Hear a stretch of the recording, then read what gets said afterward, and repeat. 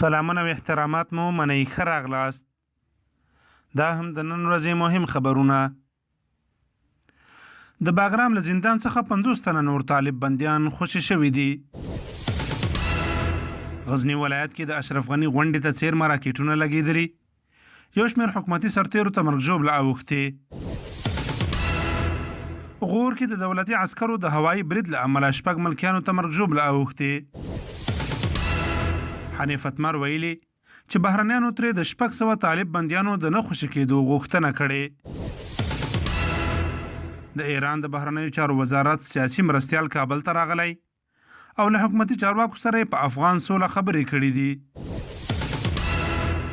د کونړ ولایت چارواکي وایي چې د پاکستاني ځواکونو د توپ په ډزو کې 6 ملکیان وژل شوي، 9 نور ټپیان دي.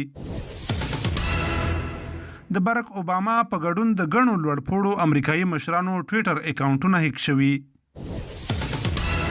رجب طیب اردوغان وایي چې د ملت هر وګړی د اذان، بیرغ او ازادۍ قهرمان دی. جرمني د بین الافغاني خبرو کوربتوب ته تیاری ښودلی.